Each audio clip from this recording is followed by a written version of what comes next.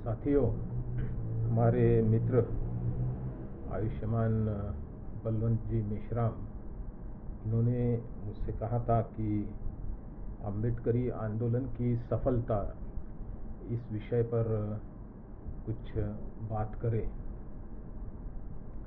इस विषय पर बात करने के लिए मैंने हाँ तो कह दिया, सोचना शुरू किया।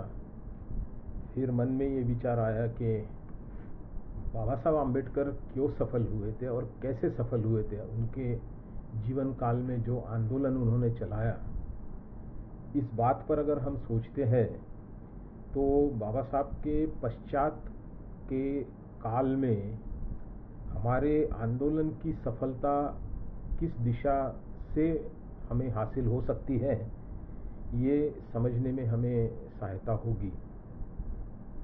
इसलिए हमें ये जानना होगा कि बाबा साहब के जीवन काल में उन्होंने जो आंदोलन खड़ा किया, उस आंदोलन की सफलता का राज क्या था। और ये ढूंढना इसलिए ज़रूरी है कि बाबा साहब आम्बेडकर के पश्चात काल में जिस तरीके से ढेर सारे संगठन उभर के आ रहे, हर कोई कुछ करना चाहता है, पर इसका अंतिम जो आउटपुट है वो हमें नज़र नहीं आता।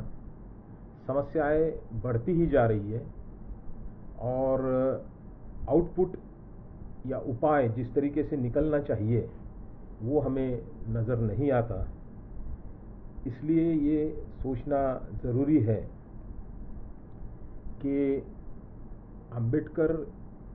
अम्बेडकरी आंदोलन की सफलता किस बात से जुड़ी हुई है। बाबा साहब के पश्चात बहुत से लोग अपने तरीके से, अपनी क्षमता से, अपने साधनों को जुटाकर संगठन चला रहे, कुछ लोग आंदोलन बनाने की कोशिश कर रहे, पर इसका सम टोटल जो है, इसका अंतिम जो नतीजा निकल के आ रहा है, उसका अगर विश्लेषण हम करते हैं तो ये कोई एक निराशाजनक परिस्थिति हमारे सामने आकर खड़ी होती है। और आज बहुत से अम्बेडकरी लोग जो संगठन में काफ़ी बरसों से लगे हुए हैं, वो इस बात को सोचने की कोशिश कर रहे हैं कि भाई अम्बेडकरी आंदोलन की सफलता कैसे मिलेगी। तो हम ये देखने की कोशिश करेंगे कि बाबा साहब कैसे सफल हुए। हो सकता शायद उनके तौर तरीके हमें मदद कर सकें। बाबा साहब के हयात में, बाबा साहब जब जीवित थे और जब उन्होंने इस देश में सामाजिक परिस्थिति के विरुद्ध में, सामाजिक परिस्थिति की जो असमानताएं थी उसको हटाने में, जो शोषण हो रहा था उसको हटाने में जो कोशिशें की थी, और उस कोशिशों में बड़े हद तक वे सफल हुए। और वे सफल जब हुए तो उस वक्त की परिस्थिति का अगर हम अवलोकन करने की कोशिश करें आज की तुलना में, तो मुझे ये लगता है कि बाबा साहब के लिए तो ये बहुत ही कठिन वक्त था जिस समय वो इस काम में जुटे थे। ना तो उनके पास संसाधन थे, ना जिन लोगों के लिए वो काम कर रहे थे वो शिक्षित थे, और लोगों को साथ में लेकर उन्हें काम करना था। वे खुद उच्च शिक्षित थे, बाकी साथ देने वाली जनता का शिक्षा का स्तर क्या था वो हम सब जानते हैं। ऐसे लोगों को साथ में लेके बाबा साहब अपना आंदोलन शुरू करते हैं। मतलब एक तरीके से हम कहें कि बाबा साहब के लिए कठिनाइयाँ और हालत ये बहुत ही गंभीर थी। कठिनाइयाँ जो यहाँ के समाज व्यवस्था में शास्त्रों के माध्यम से निर्माण की गई थी, और वो एक नियम के रूप में समाज में लागू थे, जिस कारण से असमानता की हद इस देश में चल रही थी। उस तुलना में अगर आज हम देखते हैं तो परिस्थितियाँ काफ़ी बदल चुकी हैं। आज सामाजिक, आर्थिक, शैक्षणिक, सांस्कृतिक बदलाव बड़े पैमाने पे नज़र आता है, पर फिर भी ये चिंता का विषय बन गया है कि अम्बेडकरी आंदोलन कि क्या स्थिति है। इसलिए एक बात इस पर से हम समझ सकते हैं कि बाबा साहब के जीते जी उनके लिए सारी परिस्थितियां विपरीत थी, ढेर सारी मुश्किलें थी, अकेले वो नेतृत्व कर रहे थे। उसकी तुलना में आज अगर हम देखते हैं तो आज परिस्थितियां अनुकूल है। आज पढ़ा लिखा वर्ग निर्माण हुआ है, आज आर्थिक संसाधन है, सांस्कृतिक विरासत में हमें नया धम्म मिला है, और इसके बावजूद भी अम्बेडकरी आंदोलन की सफलता की तरफ अगर हम देखते हैं तो एक बड़ा बहस वाला ये विषय बनता है। और इसलिए कहीं तो हमें पीछे जाकर सोचना ज़रूरी है, और इसलिए हम ये देखने की आज कोशिश करेंगे कि बाबा साहब कैसे सफल हो पाए उनकी हयात में जब उन्होंने आंदोलन शुरू किया था।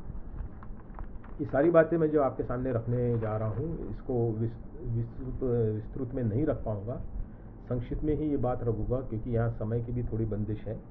तो अगर हम बाबा साहब के आंदोलन की तरफ देखते हैं, उनके हयात में जो उन्होंने चलाए थे, जिसमें सामाजिक, राजनीतिक, धार्मिक आंदोलन जो उन्होंने चलाए थे, तो इस आंदोलन का आधार की शुरुआत समस्या से होती है। तो बाबा साहब ने जो रास्ता अपनाया कि ये जो समस्याएं हमारे सामने थी, उसका सबसे पहले परिपूर्ण और गहन अभ्यास किया। और जब आदमी परिपूर्ण और गहन अभ्यास करता तो संशोधन की तरफ चल पड़ता है। मतलब संक्षिप्त में मैं कहूँ कि जो भी हमारे सामने सामाजिक, आर्थिक, राजनीतिक समस्याएं निर्माण हुई थी, उस सारी समस्याओं का बाबा साहब ने गहरा संशोधन किया, गहरा अभ्यास किया और परिपूर्ण अभ्यास किया। और इसी कारण से जब भी किसी समस्या पर, किसी विषय पर संशोधन होता है, गहन अभ्यास होता है, गहरा अभ्यास होता है, तो उस समस्या के कारण भी उभर के आते हैं, समझ में आते हैं। और जब कारण समझ में आते हैं तो उसके उपाय ढूंढने के लिए एक रास्ता खुल जाता है। जहाँ तक कि बाबा साहब के जीवन का आंदोलन का पड़ाव है, उसमें यही बात नज़र आती है कि बाबा साहब ने किसी भी समस्या का कारण ढूंढने के पहले उस समस्या का संशोधन किया, गहरा अध्ययन किया, और वो कारण पता होने के कारण उन्होंने उस पर उपाय ढूंढने की कोशिश की, और उपाय ढूंढकर उसको नीतियों में बाबा साहब ने बदलाने की कोशिश की, और उस नीतियों को समाज में लागू किया है। उदाहरण के तौर पर हम ये देखते हैं कि ये सारी कोशिश जो बाबा साहब की थी, इसका नतीजा ये रहा कि समस्या का सही कारण ढूंढना और उपाय ढूंढना, ये बाबा साहब का उसके पीछे का मकसद था। अगर उदाहरण के तौर पर हम उनके कुछ लेख देखने की कोशिश करते तो हम ये देख पाएंगे कि 1916 में, शायद उस वक्त उनकी उम्र 25 साल की होगी, जब उन्होंने कास्ट इन इंडिया ये निबंध प्रस्तुत किया किसी सेमिनार में, जिसे एक सर्वोत्तम निबंध घोषित किया गया था। तो उस निबंध को आज भी अगर हम पढ़ते हैं तो दो चीज़ें नज़र आती है। एक तो पहली बात ये है कि वो आज भी उतना ही प्रासंगिक है, और दूसरी बात उस निबंध में ये नज़र आती है कि उन्होंने वो जो लिखान किया, जिसमें उन्होंने खुलेआम उस जमाने के, उस वक्त के समाजशास्त्री थे, जिसमें सेनाट, रिस्ले, केतकर, इनको उनकी कास्ट इस विषय पर जो अभ्यास था उसके परे जाके वो कुछ बात रखते हैं, और अंत में ये बात कहते हैं कि कास्ट की निर्मिति और उसका विकास होने के पीछे का कारण ये था कि यहाँ इस देश में जो एक्सोगैमी थी उसके ऊपर एंडोगैमी थोपी गई।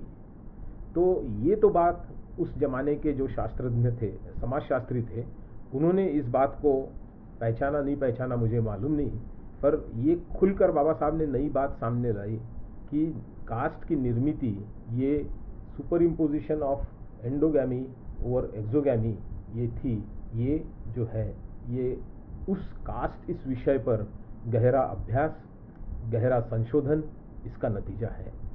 अब जब इसका गहरा अभ्यास हुआ है, उसका कारण पता चला है, तो फिर उसके उपाय भी उन्होंने ढूंढना शुरू किए। और आगे चल के जब हम उनकी एक किताब देखते हैं एनिहिलेशन ऑफ कास्ट, उसमें वो इसके उपाय भी बताते हैं कि कास्ट कैसे ख़त्म हो सकती है। और ये बताते वक्त वो ये कहते कि caste is a notion of mind, ये दिमाग की उपज है, और अगर दिमाग की उपज है तो इसको दिमाग में से ही निकालना पड़ेगा, तभी कास्ट ख़त्म हो जाएगी।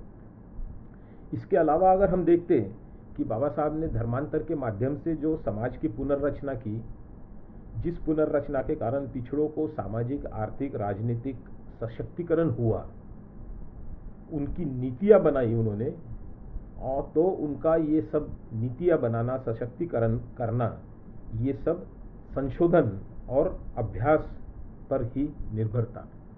तो बाबा साहब ने ये जो संशोधन और अभ्यास किया और नीतियाँ बताई उपाय के तौर पर, ये केवल पिछड़ी जातियों के लिए नहीं बल्कि अन्य जाति, भारत देश के समस्याओं पर भी उन्होंने ये काम किया है।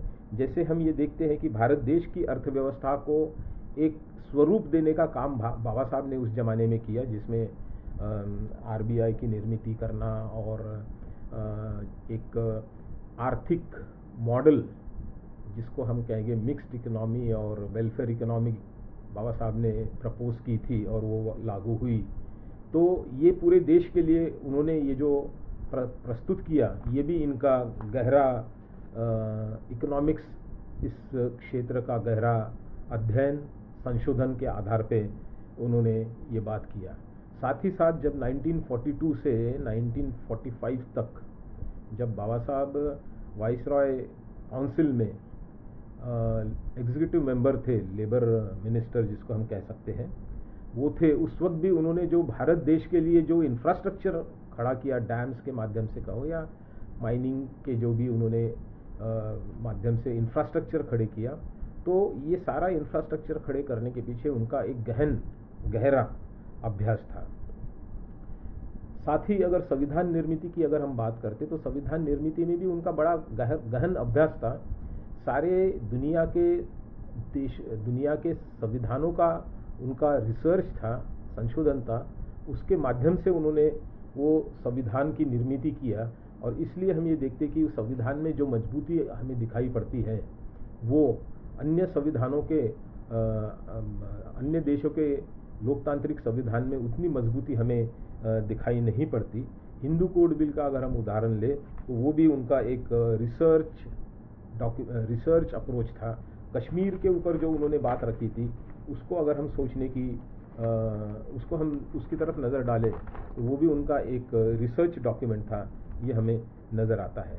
तो इसमें मैं ये बताने की कोशिश कर रहा हूँ कि बाबा साहब ने जो आंदोलन चलाया था, वो किसी समस्या को हल करने के लिए वो आंदोलन चलाया था बाबा साहब ने, और हल करने का तरीका उन्होंने जो अपनाया था वो संशोधन, उसका कारण ढूंढना और उपाय। इसके सिवा कोई भी आंदोलन सफल नहीं हो सकता। अगर और फिर वो सब होने के बाद उसकी नीतियाँ तैयार करना, ये बाबा साहब ने अपने हयात में किया था। बाबा साहब ने हर निर्णय समस्या को विस्तृत विश्लेषण के आधार पर ही नीतियाँ बनाई थी।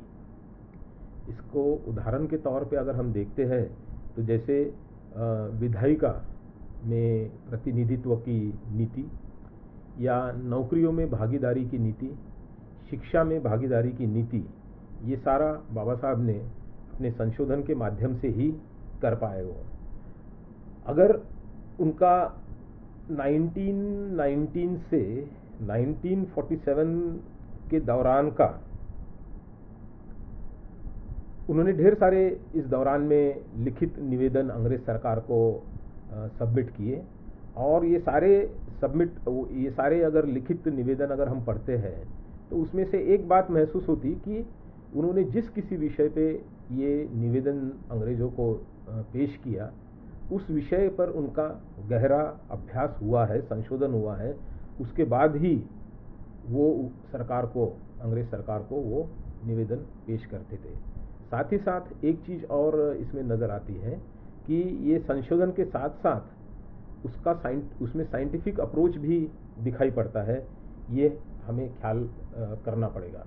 इसलिए जब भी हम बाबा साहब का कोई किताब पढ़ते हैं तो उस किताब को केवल पढ़ना नहीं है, बल्कि उसके पीछे की जो भावनाएं हैं, उसके पीछे की जो मेथड है, उसके पीछे उन्होंने क्या संशोधन करके उन्होंने वो किताब लिखी है, ये भी ढूंढना हमारे लिए बहुत ज़रूरी बनता है। या दूसरे शब्दों में कहूँ कि रीडिंग बिटवीन द लाइंस, ये हमारा बाबा साहब की किताब पढ़ने का अप्रोच होना चाहिए। जैसे मैंने पहले ही बताया कि कास्ट इन इंडिया में उन्होंने एक मतलब आप पढ़ते हो तो एक बड़ा संशोधात्मक अप्रोच दिखता है, और उसमें उन्होंने ये बात कही कि it is a super imposition of endogamy और एक्सोगामी। उसके साथ साथ जाति निर्मूलन, एनिलेशन ऑफ कास्ट में भी उन्होंने caste is a notion of mind कहा। अनटचेबल किताब अगर पढ़ते हैं तो वो इतिहास में काफ़ी पीछे तक जाके जो उस वक्त अवेलेबल सोर्सेस थे, उस सोर्सेस को लेके वो पीछे जाकर काफ़ी गहराई तक ट्रेस करते कि अनटचेबिलिटी कैसे स्टार्ट हुई, कब स्टार्ट हुई। हू वर द शूद्राज, इसको भी अगर हम पढ़ने की कोशिश करते हैं तो इसमें भी एक उनका बड़ा संशोधनात्मक अप्रोच नज़र आता है। शायद मेरे ख्याल से इसी किताब में मैंने कहीं पढ़ा था कि बाबा साहब कहते हैं कि मुझे संशोधन करने वाले लोग भी निर्माण करने हैं। इसका अर्थ हम ये समझ सकते हैं कि बाबा साहब ने संशोधन पर कितना जोर दिया था। अगर हम धर्मांतर की बात अगर सोचते हैं तो बाबा साहब ने जब धर्मांतर किया तो धर्मांतर करने के पहले सारे धर्मों का गहन अभ्यास किया था। इतना गहन अभ्यास किया था कि उनके साथ जो अन्य धर्म के लोग चर्चा करने आते थे, उनको जो मालूमात नहीं थी वो बाबा साहब को वो मालूमात थी। थॉट्स ऑन पाकिस्तान अगर ग्रंथ देखते हैं बाबा साहब का, ये भी अपने आप में एक बहुत बड़ा रिसर्च डॉक्यूमेंट है। मैं इसको रिसर्च डॉक्यूमेंट इसलिए कहता कि जब जिन्ना नहीं बता पाए गांधी जी को कि भाई किस कारण से वो अलग पाकिस्तान मांगते हैं, पर जब थॉट्स ऑन पाकिस्तान लिखा जाता है तो जिन्ना जी को इसका आंसर मिलता है। इसका मतलब बाबा साहब ने ये किताब भी काफ़ी गहन संशोधन से लिखी है और आज भी उसको क्लासिक में गिना जाता है। इसका महत्व आज भी उतना ही ताज़ा है। जब अगर हम कम्युनल डेडलॉक ये किताब देखते हैं तो इसमें राज्यों की जो गुत्थी निर्माण हुई थी उसको सुलझाने के लिए जो तरीका बाबा साहब ने बताया है वो भी एक रिसर्च वाला अप्रोच है। और थॉट्स ऑन लिंग्विस्टिक स्टेट्स अगर हम पढ़ते हैं तो ये सारी जो बाबा साहब का, इसके अलावा जो भी किताबें होगी, तो बाबा साहब की ये सारी किताबें जब हम पढ़ते हैं तो हमें ये एक रिसर्च डॉक्यूमेंट दिखता है। तो अगर बाबा साहब ने ये सारा अप्रोच अपनाया है, एक गहन अभ्यास, संशोधन, समस्या के कारण उपाय अगर निर्माण किया है, तो इससे बाबा साहब के पर्सनैलिटी में एक बात हमें नज़र आती है कि उनकी सोच, उनकी विजन, एक जो मैं कई बार कहता हूँ कि उनकी सोच और विजन ये दो तरीके की थी। एक तो वो माइक्रोस्कोपिक थी और दूसरी टेलीस्कोपिक थी। माइक्रोस्कोपिक इसलिए कह रहा हूँ मैं कि जब भी वो किसी समस्या पर अभ्यास करते थे तो माइक्रोस्कोप से देखने के लिए जो छोटे छोटे जंतु जो माइक्रोस्कोप से ही दिखे जाते हैं, मतलब सूक्ष्म चीज़ अगर ऑब्जर्व करना है तो माइक्रोस्कोप से ही देखा जा सकता है। तो इतनी छोटी सी छोटी चीज़ वो पकड़ पाते थे, देख पाते थे। और टेलीस्कोपिक विजन मैं इसलिए कह रहा हूँ कि अगर किसी चीज़ को हमारी नज़र के दायरे के परे जाके देखना है तो उसके लिए टेलीस्कोप ही यूज़ होता है। बाबा साहब वो देख पाते थे, इसलिए हम ये देखते हैं कि बाबा साहब ने ये जो रास्ता अपनाया था रिसर्च का और आगे चल के कारण ढूंढना, उपाय ढूंढना, नीतियाँ बनाना, इससे बाबा साहब के पर्सनैलिटी में ये अंग हमें दिखाई पड़ता है कि वो एक माइक्रोस्कोपिक और टेलीस्कोपिक विजन उनके पर्सनैलिटी में बना था। तो ये जो कुछ बाबा साहब ने लिख के रखा है और जो कुछ तरीका उन्होंने अपनाया लिख के किताबें लिखने में, उस कारण से आज भी उनकी सारी किताबें ये आज भी उतनी ही जिंदापन उसमें नज़र आता है। उसमें बताए हुए उपाय आज भी उतने ही लागू होते हैं और इस किताबों की प्रासंगिकता आज भी जीवित है। तो ये इसके आधार पे हम ये कह सकते कि बाबा साहब का अप्रोच था गहन अभ्यास, संशोधन, समस्या के कारण उसका उपाय और उसको कन्वर्ट करना नीतियों में। ये आधार रहा बाबा साहब के आंदोलन का। अब बाबा साहब के पश्चात के काल में क्या हुआ है, ये हमें समझना पड़ेगा। तो क्या हमने ये रास्ता अपनाया क्या जो बाबा साहब ने अपनाया था? तो बाबा साहब के पश्चात के काल में अगर हम देखते हैं तो सामाजिक, आर्थिक, राजनीतिक और धार्मिक समस्या, नीतियाँ, सक्रियता बिना वैज्ञानिक सबूतों पर आधारित है। हो सकता है आप में से बहुत से लोग मेरी इस बात से सहमत नहीं होंगे, पर जो मेरे अनुभव के आधार पे मैं समझता हूँ, उसके आधार पे मैं आपके सामने ये बात रखने की कोशिश कर रहा हूँ कि बाबा साहब के पश्चात काल में सामाजिक, आर्थिक, राजनीतिक और धार्मिक जो भी हमारी समस्याएं हैं, जो भी नीतियाँ हैं, हमारी जो भी सक्रियता है, वो बिना किसी साइंटिफिक सबूतों पर आधारित है। तो इसका मतलब क्या है? इसका मतलब ये है कि बाबा साहब के लोगों ने, बाबा साहब ने विरासत को इस्तेमाल नहीं कर पाए। विरासत में जो हमें एक मेथडोलॉजी दी है उसको हम इस्तेमाल नहीं कर पाए और उसको हम जारी नहीं रख पाए। तो कोई भी, आज बहुत से लोग अलग अलग संगठनों में कार्यशील हैं, पर हमें ये दिखता है कि कोई भी कार्यशीलता सबूत, संशोधन, अध्ययन आधारित नहीं हो रही है। और इस कारण से आज भी देश में हमारे सामने ढेर सारी समस्याएं आती हैं, पर हम उस पर अचूक उपाय नहीं ढूंढ पाते। मिसाल के तौर पर मैं एक छोटा सा एग्जांपल दूंगा कि जब भी संविधान की बात निकलती है तो अम्बेडकरी जनता की ये बड़े दिल का विषय होता है और वो बड़े तेज़ी से, बड़े ज़ोर से कहते हैं कि हम संविधान को बदलने नहीं देंगे। पर अगर हम अभ्यास करें, संशोधन करें, तो हमें ये नज़र आता है कि संविधान का जो बेसिक आधार है जो बाबा साहब ने बनाया, वो चेक्स एंड बैलेंसेस की फिलॉसफी है। और चेक्स एंड बैलेंसेस के तहत बाबा साहब ने जो एग्जीक्यूटिव, विधायिका और संविधान से निर्मित जो भी इंस्टीट्यूशन है उसको इंडिपेंडेंट, ऑटोनॉमस बनाया, उनको अधिकार दिया ताकि वो इंडिपेंडेंटली कार्यरत रहे और कोई इंटरफियर ना कर सके। आज हम देखते हैं कि ये सारी independency, autonomy of constitutional institution ये ख़त्म हो चुकी है और शासक वर्ग इन सारे कॉन्स्टिट्यूशनल इंस्टीट्यूशन को अपने मनमानी तरीके से इस्तेमाल कर रहे हैं, जिसका सीधा सीधा असर हम पे हो रहा है। तो ये बात हम अभी तक अभ्यास नहीं कर पाए कि ये सब इस कारण से हो रहा है या संशोधन नहीं कर पाए। मतलब ढेर सारे लोग जुटे हैं पूरे देश में, पर ये अप्रोच नहीं होने के कारण हमारी शक्ति कम पड़ रही, इसके इफेक्ट नज़र नहीं आ रहे। और एक और चीज़ हम बाबा साहब के पश्चात काल में हम देख रहे हैं कि एक ही समस्या के लिए अलग अलग समाधान लोग बताते हैं। एक ही समस्या के लिए अलग अलग संगठन निर्माण हो रहे हैं। तो अगर एक ही समस्या के लिए अलग अलग समाधान और ढेर सारे संगठन निर्माण हो रहे हैं, इसका अर्थ क्या होता है? इसका अर्थ ये होता है कि हमारे सामाजिक, आर्थिक और धार्मिक और सांस्कृतिक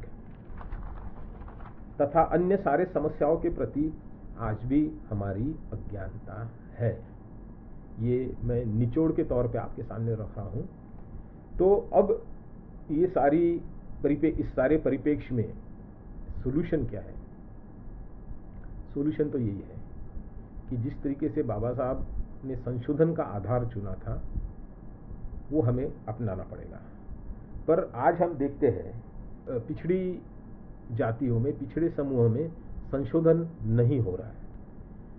अक्सर हम ये देखते हैं कि किसी भी समस्या पर, किसी भी विषय पर संशोधन करने वाले लोग ये जिनको हम कहेंगे शिक्षाविदी या एकेडमिशियंस ये होते हैं। बाबा साहब अपने आप में एक बड़े संशोधन करता थे, अपने आप में एक बड़े एकेडमिशियन थे। तो हम ये देखते हैं कि इंडिया में, भारत में संशोधन तो ढेर सारा हो रहा है। उच्च जाति के लोग, एकेडमिशियंस, हमारे समस्या पर संशोधन करेंगे नहीं क्योंकि वो उनके हित में नहीं है। ये पहला मुद्दा है। दूसरा, जो वंचित वर्ग है, पिछड़ी जातियाँ हैं, उनके एकेडमिशियंस जो है वो भी संशोधन कर रहे हैं, पर उनकी संशोधन की मर्यादा वर्तमान परिस्थिति तक ही केंद्रित है। उसको पीछे तक जाके, जिस गहराई तक पीछे बाबा साहब जाके संशोधन करते थे, उस तरीके का अप्रोच हमें दिखाई नहीं पड़ता जो हमारे वंचित समाज के एकेडमिशियंस संशोधन करते हैं। उसमें वो अप्रोच दिखाई नहीं पड़ता। वो केवल वर्तमान परिस्थिति को ही लेकर संशोधन मर्यादित करते, और इसलिए संशोधन के नतीजे भी मर्यादित होते हैं। तीसरी और महत्वपूर्ण बात यह है कि वंचित लोगों का, पिछड़े लोगों का अपनी विश्वसनीय संशोधन संस्थान नहीं होना है। आप एक चीज गौर करना चाहिए कि इस धरती पर जो जो आंदोलन सफल हुए और जिन्होंने सदियों तक अपना असर बनाए रखा है, उनके साथ हर वक्त उनकी अपनी संशोधन संस्थान थी, अपनी रिसर्च विंग थी, इसलिए वो जीवित रहे और अपनी बात को आगे बढ़ाते रहे। तो ये अगर हम कर पाए कि अपनी रिसर्च इंस्टीट्यूट बनाकर हमारे समस्याओं का गहरा अध्ययन करके उसका अम्बेडकरी तरीके से अगर समाधान निकालते हैं, तो हमारे आंदोलन को हम दिशा देने में सफलता हासिल कर सकते हैं। तो साथियों, आज के लिए इतनी ही बात के साथ मैं मेरी बात को विराम देता हूँ। आप सबने सुन लिया, धन्यवाद। जय भीम, नमो बुद्धाय।